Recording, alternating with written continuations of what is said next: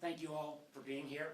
And let me just start by saying, in an administration and a world where it feels like every day a new boundary is broken, a new law is overridden, and a classic procedure is ignored, but I think we hit a new low. And let me be blunt. What the administration did in the last 24 hours is corrosive not only to our democracy, but downright dangerous for our national security.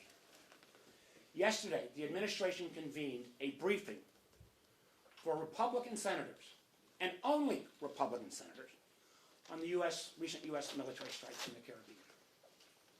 Along with that briefing, they shared the Office of Legal Counsel's opinion that tries to lay out legal justification for those strikes. Again, they didn't share it with Congress. They didn't share it with the Gang of Eight, which is their responsibility. They didn't share it with the Senate. They shared it with one political party. That is not how the system is supposed to work. That is not how national security decisions are supposed to be made. Matter of fact, just last week, in a very classified, secure meeting with National Security Advisor and Secretary of State Marco Rubio, he looked me in the eye and personally promised that we would have that Office of Legal Ethics position laid out. He said he hoped it had been delivered that day. Now, I'm not blaming Secretary Rubio because I know he left for the Middle East the next morning. But instead of honoring that promise, this administration chose to give this sensitive legal document to a select group of more than a dozen Republican senators. Not all on intel, not all, I think, even on armed services, on a purely partisan basis. Now, only when they got caught, only when word got out and senators started asking questions, did they scramble to try and make things work. They said, okay, we'll give it just to Democratic members of the Gang of Eight. This is not how the law works. This is not how Congress is supposed to act. Try to cover your tracks after this malfeasance still falls short of what the Constitution demands. And I'd say in any normal administration, somebody would be fired for this kind of abuse. So now, this Office of Legal Counsel opinion should be shared with every member of the Senate, not just the Gang of Eight. Every senator, Democrat, Republican, Independent, has a constitutional role to play when the United States uses military force. And to make that review, it's not optional. It's our freaking duty. When an administration decides it can pick and choose which elected representatives get the understanding of their legal argument of why this is needed for military force, and only chooses a particular party, it ignores all the checks and balances. We've seen this in other actors. The one area that I thought we could maintain some level of comity, C-O-M-I-T-Y, was around national security, but not from this crowd.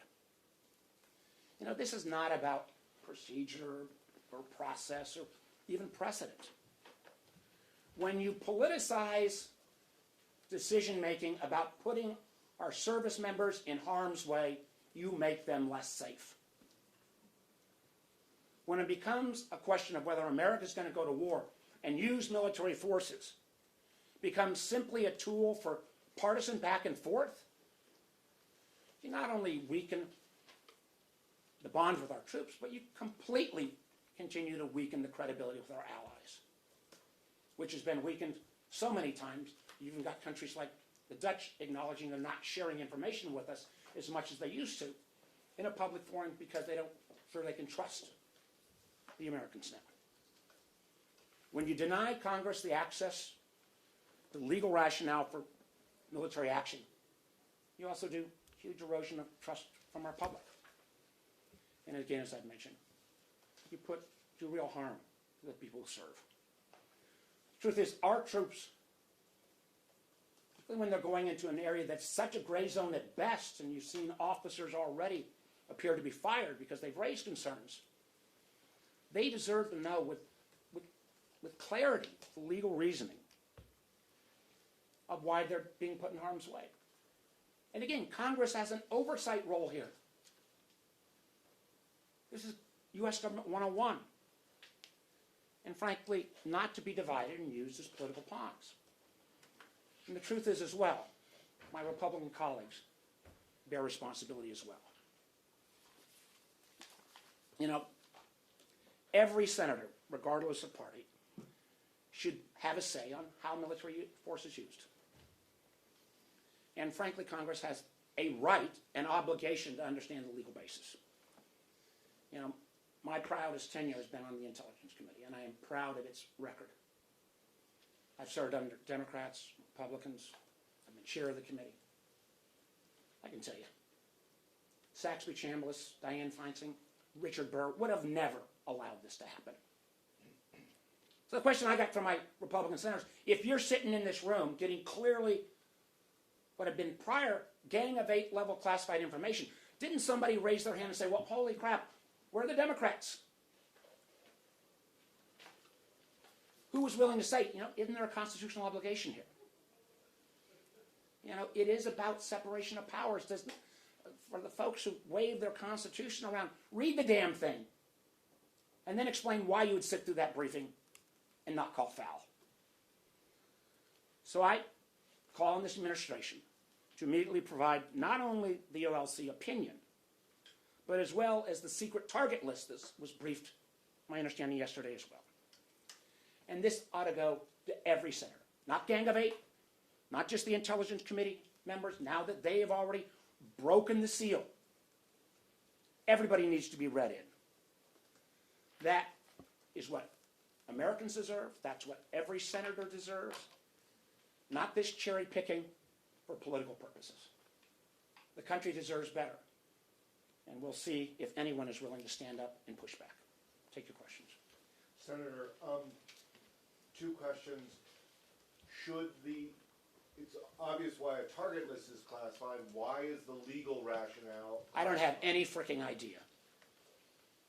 If you've got a valid legal opinion, wouldn't you want to share it with every member? If you believe, I think the administration does, that we know these guys are bad guys, wouldn't you want to catch them and show the world the drugs and show their history of bad activities? The idea that they were afraid, I guess, of a War Powers Act, and they're going to cherry pick Republican senators and share it only with them? Come on, we've been doing this stuff for a while. It's never worked this way. And if we allow this kind of foul to take place, what happens next time? We've already seen, just one last comment on this. I guess I shouldn't be shocked. Only Republicans were called before the strike on Iran. So we are starting a pattern now that says national security, which has always been the province of bipartisanship. It has been the province where, particularly in the Senate, we keep our secrets classified. They are blowing that all up. And just a quick follow-up. You said you met last week with Secretary Rubio. Do you believe that classified briefing had less information than the briefing that the Republicans got yesterday? I presume it did. The most secret of briefings, because it has supposedly this target list. Now, and again, let me be clear. You know, I've worked well with Marco over many, many years. I was proud to support him for Secretary of State. He looked me in the eye and promised me this. I hope that he assumed that promise would be carried out before he left the country. And I'm going to give him the benefit of the doubt until proven otherwise. But if some lackey in the White House said, no, we can't share that. We can't open ourselves up to actual congressional oversight. In any administration, including Trump 1, that person would be fired. On the military strikes themselves, I'm wondering if there's anything that the Trump administration could tell you, if and when they do tell you, and other Democratic senators, that would lend your support to what's been going on, what we've seen been going on with these strikes in international waters? Well, first of all, we've got to make clear that we're frankly not putting our service members in harm's way. That means you got to see the underlying legal opinion. And let me acknowledge, Maduro is a bad guy. The drug gangs are awful. But if we have all of the evidence that I think the administration is representing, they ought to share that. Now, you've got to protect sources and methods. I get that. But the idea that they're going to kind of arbitrarily pick a dozen Republican senators to share this with and throw this into a partisan scrum? Where in the hell are my Republican colleagues who are willing to stand up and say, no, this is wrong? Yes, sir. According to the U.S. justice, these cartels that operate in the Caribbean Sea have a relation with the Maduro regime. So do you think it's important to end the Maduro regime, and what do you think is the best way to do that? I would simply say this, two things. I wish the American government, frankly under President Biden, would have pushed much stronger when the Venezuelan people, in an enormously courageous move, voted in overwhelming numbers, close to 65%, to throw Maduro out. And I think we missed an opportunity there. I would also say I'm going to accept the analysis of our top intelligence professionals who at least earlier this year said Trendalagua, bad guys, Maduro, bad guys, but did not see that linkage, and they were fired because they wouldn't bend their analysis to political purposes. And I can tell you, major allies of America took note of that and basically said to me, when I meet with them regularly, what the hell is going on? Yeah, one follow-up. I'm going to get everybody. Senator, it seems like you reached out to the Trump administration yesterday when this news broke. Did they give you the documents as a No. member of the gang? They No, didn't. I've not gotten out. They supposedly are going to make them available now. Bullshit. And did they say anything else? No, I think they know they screwed up. But saying they screwed up, if they say they acknowledge they screwed up, fire someone. But the question I've got is, this is a pattern.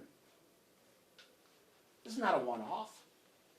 And where in the hell were my Republican senators who we have worked on everything in a bipartisan fashion? Why didn't they say, isn't this a little bit weird that we don't have any Democrats in the room? We're going to go through everything. You sent a letter along with Representative Himes last week to D&I Gabbard requesting more information on the strikes. Have you received a response to that? And then secondarily, I'm wondering if you can tell us more about what you understand the rationale to be behind yesterday's briefing. Was it to sway holdouts on the War Powers Resolution? The White House doesn't clue me in on their political strategy. They don't have to do that. They do have to follow the law. And, I don't think, we did not receive a response from Gabbard. I'm not sure we've received a response from Gabbard on any missive we've sent since she's been in that office.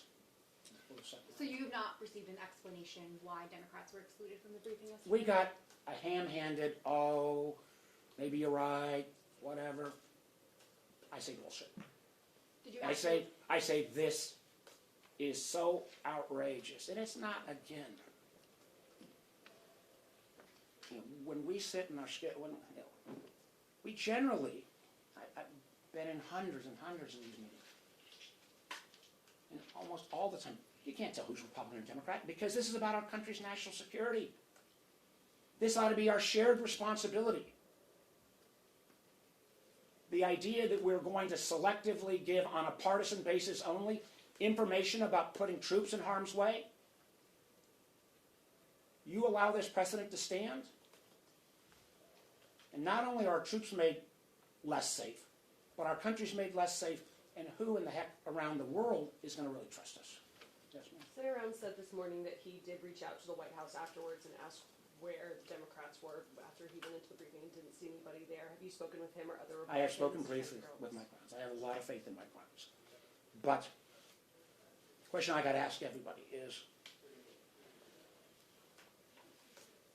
with all the focus on this issue, with everyone knowing that we've been jointly asking for this information, and we all jointly asked Secretary Rubio from the Gang of Eight meeting. And again, Senator Rounds wasn't in the meeting last week. But why in the heck wouldn't somebody have said, you know what? This is a little weird. What's going on here? Yes, ma'am. Two quick questions. The first being, have you heard of any of the information? Have any of your Republican colleagues shared with you anything that was in that briefing? And then the second question is, just now in the House Armed Services Committee briefing that was given, one of the representatives came out and said that they were told that as of now, only cocaine has been retrieved, no fentanyl thus far. Is that something that you've heard as well? I have no information about that, and no, I've not been shared with any of the information. And yes, ma'am. Based on the information that you've got so far, are you concerned at all about U.S. troops being put in a situation where they're acting on illegal orders? And then also, if you could just speak briefly to any thoughts you have on a direct attack on Venezuela, which President Trump has threatened repeatedly, how you think that might impact things? I went to law school. I never claimed to be a lawyer. Smarter members than me on legal opinions have raised concerns whether, if these strikes violate international law, could they be in jeopardy? That's why you have an Office of Legal Counsel that's supposed to give the rationale. And dragging your feet, we've been asking for this, not for days or weeks, but I think it's been for months since they started. Not sharing that is, frankly, unprecedented. Promising it and then only sharing it with Republicans? When will there be such an abuse that people will say enough? I don't know. Yes, ma'am, then we'll go.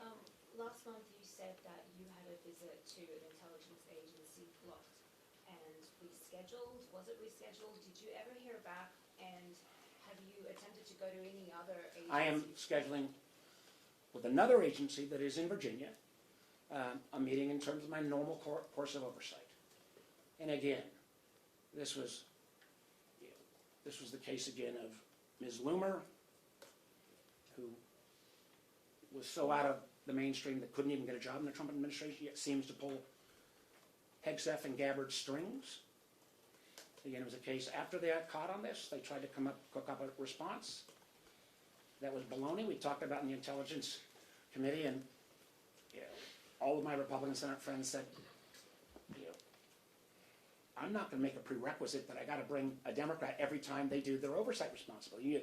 Under the rules that the White House proposed, you couldn't, when you're on a Codell, you couldn't visit a CIA station to buck up morale if you didn't bring a bipartisan do. It was, again, such a obvious effort to try to clean up the mess. And I look forward to my visit. I'll invite anybody else who wants to go along. I don't expect anybody else to go along. But if I'm not able to do oversight, and remember, the Intelligence Committee for all, there's only 17 of us in the Senate. There's 27, I think, in the House. If we don't do this job, no other senator, no other congressperson gets the right to do the same kind of oversight. You take that away, and this is how, without oversight, this is how the intelligence community gets in trouble. And I know the intelligence community. They want the oversight. This was not a pushback from any of the professionals. Because I think they want to have, frankly, all of us reinforce the fact that they need to be independent and speak truth to power. And I got to tell you, they are under such pressure at this point. I've never seen anything like this. And again, this makes America less safe. Senator, do you believe that one of the objectives of this operation is to remove Maduro from power? I don't know what the final objective is. And again, I'm not going to... I go back to what I said at the front. Maduro is a bad guy. He is bringing down the Venezuelan people. But if there is an effort, if there is a United States policy to try to remove him, it sure as hell ought to at least be shared with the Gang of Eight. If not, the intelligence committees writ large, and any level of trust by these kind of antics is totally destroyed. on this Office of Legal Counsel opinion, and frankly, on the targeted list, every senator needs to get it. And we're going to keep pushing until it happens. Yes, sir. In terms of the notification that reportedly the administration's already given to Congress, in which... Well, what notification are you talking about? Well, so at the start of this month, reportedly there was a notification that said the administration regarded these as unlawful combatants, non-state armed groups, whose actions constitute an armed attack against the United States. Do you accept that assertion, that Listen, what they're doing? I can't make that judgment. I think it will be a stretch. But I would give them the courtesy of saying, show me your legal reasoning on how you got there. They have drugged their feet, promised we'd get it, didn't deliver, and then they share it with a select group of Republican senators only. This is not the way the system's supposed to work. Can I just follow up very quickly on congressional approval? I mean, presumably your opponents will point to previous presidents who have acted without congressional approval, for example, President Obama in Libya. I mean, do you see a distinction between that kind of action and what's happening now? We have seen actions done by presidents which are like a single strike, a single action, that circumstances warrant, and generally speaking, I think Congress defers to the president in a moment in time. But this is not some single action. This appears to be a policy that is being carried out over weeks and potentially months. There is no legitimate reason not to share at least the legal opinion, what the goals are, with the American people, frankly, not just the Senate. And I don't think that basic criteria has been met. Yes, ma'am. Some of your Republican colleagues in the Senate, like Senator Rand Paul, have always been outspoken about this issue. Do you know if they were also included in the briefing, or if it was only people that were on the edge? And do you have a list of people that were included in the briefing? I don't know if he was. Based on what you do know right now, do you see parallels between what this administration is trying to do in Venezuela and what previous administrations tried to do in the Middle East? Well, I'd only say this, like, it couldn't be more night and day between Trump 1 and Trump 2. You know, I remember when President Trump and Trump 1, when it appeared he was, there had been a drone shot down, we were, I think the administration was considering a strike on Iran. And President Trump, to his credit, went way beyond what was required. He had the senior leadership of the House and the Senate, not just from intelligence and the Speaker and minority leadership. He had 25 of us in the room and went through. He followed the law. He recognized that if we're going to put Americans in harm's way, it is required that Congress at least get particularly a long-term campaign. All that is obviously out the window right now, and this makes America less safe, and frankly, it further deteriorates relations with our allies, because if they're saying, hold it, you're telling me Congress gets no oversight on the actions of this president, particularly when it appears to be a maybe week-long, maybe month-long campaign, then how do we trust you on anything? Republicans who have been asked about this morning are saying they're hearing there's going to be another briefing for Democrats. Bullshit. Have you heard about that? And No, I just again. Listen, somebody needs to be held accountable for this. And Trump won, and Biden, and again, following up on the kind of what happened with the Iran strike in the first place. This is a cover your tracks, try to damage the fallout.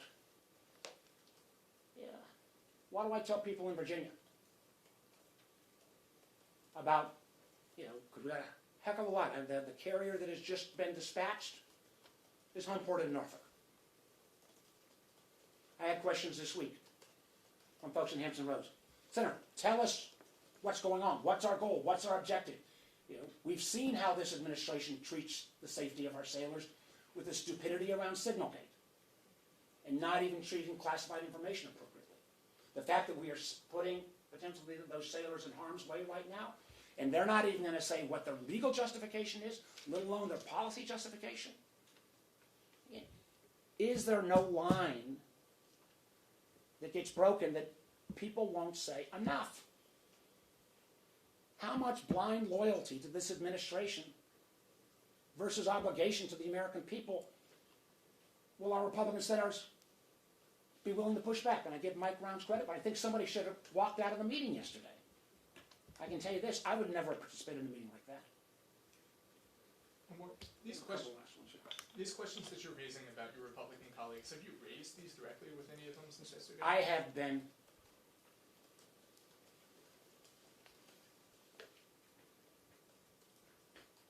raised the undermining of the independence of the IC for months.